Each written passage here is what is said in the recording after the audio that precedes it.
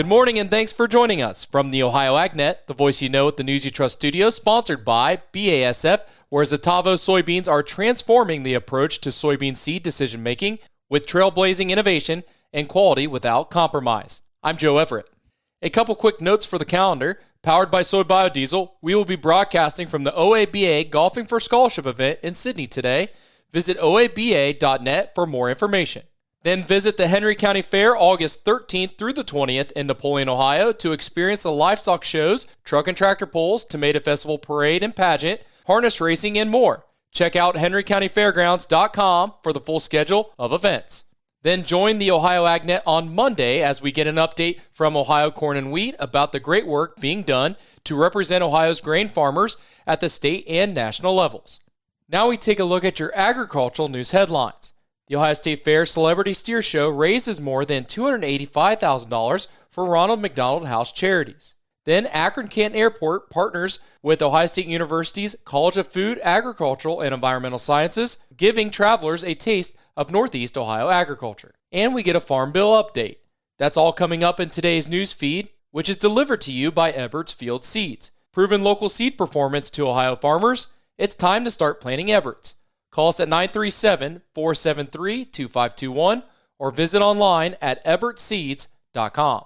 The 6th annual Ronald McDonald House Charity Celebrity Steer Show at the Ohio State Fair has once again shown what Ohio agriculture can accomplish when it comes together. The event raised an incredible $285,000 for Ronald McDonald House Charities of Central Ohio, bringing the 6-year total to more than $1 million.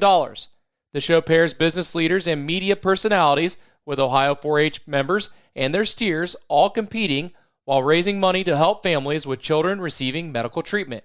This year, the Columbus Ronald McDonald House says those funds will help provide nearly 30,000 nights of rest for families with critically ill children. It's a great example of Ohio agriculture giving back and making a difference well beyond the show ring. To learn more, you can find this full article today at ohioagnet.com. Well, Senate Ag Committee Democrats appear to be dug in on opposing the Senate GOP Farm Bill over SNAP reforms. And one Ag Committee Republican says another one-year extension may be needed. Senator Chuck Grassley says there are two other possibilities after Ag panel Democrats rejected a compromise delay in state SNAP overpayment penalties. One, Democrats will come to their consensus and we will get a bipartisan bill out of committee.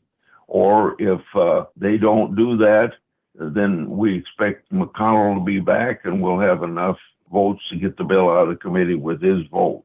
Though Democrats could still deny Republicans the 7 votes needed on the floor to reach the 60 votes necessary to bring up the Farm Bill.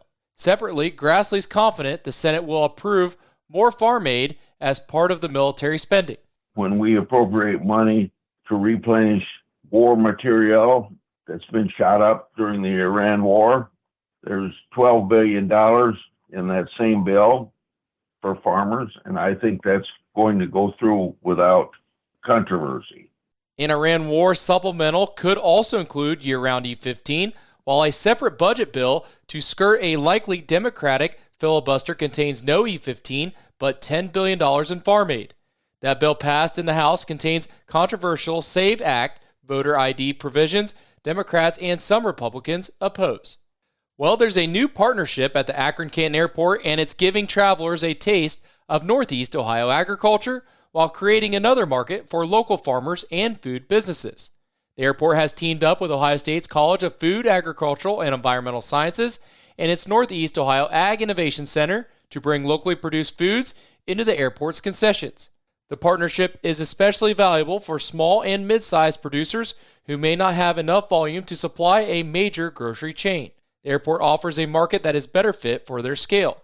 Organizers are also using QR codes and short videos to connect travelers with the farmers and businesses behind their products, with seasonal farmers markets and educational programs planned for the future. To learn more, you can find this full article today at ohioagnet.com. Now let's get a check on your Wednesday forecast. Today's weather brought to you by Seed Genetics Direct, the #1 fastest growing and largest Ohio-based independent seed company. Here's Ryan. Keep the umbrella handy across the Buckeye State. I'm Chief Meteorologist Ryan Martin. Quick forecast update for you here, and it's quick because it's pretty much the same every day. Showers and thunderstorms around every day. We're starting off your Wednesday with showers and storms in parts of the state. It's not full coverage, but secondary batch comes in here this afternoon and evening, and I think we can get some good moisture there. Strong storms as we approach daybreak tomorrow morning, and we'll see another round of strong to severe weather likely tomorrow evening into the Friday time frame. As a matter of fact, Friday, in my opinion, could be the heaviest day of rain in Ohio and the most likely to produce strong to severe weather. Going into Saturday, we have a long tail on this moisture, lingering action for the morning, showers and storms in the evening, and then through Sunday. Finally, then, we start to dry down a little bit early next week, Monday and Tuesday. Second half of the week can be active again, but air masses may move just slightly, shifting the active track. I'm Ryan Martin. Hey, thanks, Ryan. Stay tuned. We'll be back with more as the Ohio AgNet continues. Looking for heavy equipment but don't know where to buy? Purple Wave Auction has you covered. Always online and always no reserve. It's your destination for construction or ag equipment ready to work. We even sell semis, trailers, and fleet equipment for your operation. Best part? It's free to join. Head to purplewave.com. That's purplewave.com. Sign up for a free account and start bidding today. Purple Wave Auction, the easiest and most straightforward way to buy and sell equipment. You're tuning in on the Ohio AgNet. I'm Joe Everett. We now get an update from the Ohio Crop Tour team in today's featured audio. The Ohio Crop Tour is sponsored by the Ohio Field Leader, a project of the Ohio Soybean Council, and your soybean checkoff. Here's Dusty Sonnenberg. Joe, the Field Leader Crop Tour for 2026, the northern leg wrapped up yesterday, and today the southern leg begins. We're going to take some time, though, today and review some of the findings that the team had as they traveled over 525 miles and covered 16 different counties, reviewing both corn and soybean fields to determine crop conditions and the potential yield. Now, yesterday, the team started in Crawford County, and Crawford County, the first field they looked at of corn was actually a short stature corn, and that was a little bit of a change from the other fields that we had seen. As we went through and evaluated, it was a interesting field that had some initial challenges when it was planted, but we came up with a yield estimate of 151 bushels per acre for that particular field in Crawford County. Now, the soybeans that were across the road were a good-looking field of beans, rather short, though, about 26 to 31 inches in height. However, the node spacing was close enough, and they had enough pods per node and beans per pod that we came up with a yield guesstimate of 40 to 50 bushels per acre for the Crawford County soybeans. From there, we moved on down south and headed to Morrow County, trying to avoid some of the rainstorms that were moving through. And in Morrow County, we had a cornfield that had a lot of good things going on. Not much tip dieback that we saw. The pollination seemed to be good. And we came up with a yield estimate of 144 bushels per acre in a relatively fair-looking cornfield. Now, in the soybeans down in Morrow County, we seem to see that there was a lot going on in terms of a relatively immature crop. It was only 29 inches as far as the canopy height goes, but the nodes were spaced pretty tightly too, anywhere from 1.5 inches to 1.75 inches apart.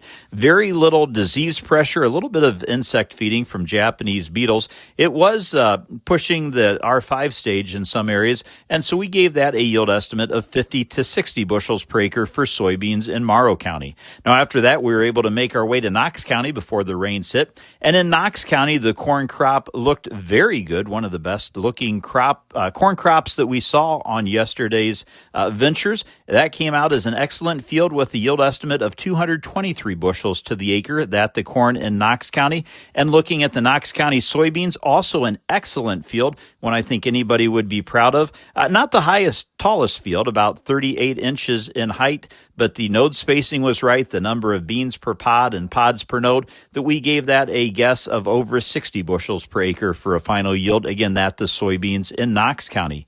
We also traveled to Holmes County Holmes County is where we seemed to not time it out so well when it came to the rains. And so we were getting a lot of water basically in the middle of a downpour. We were able to get into the fields, though, evaluate a corn crop that had some tip dieback, had a little bit of tar spot, and it looked like in places it was actually running out of nitrogen already.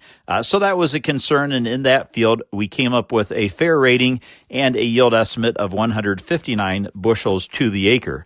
Staying in Holmes County, also it kept raining on us in the soybeans.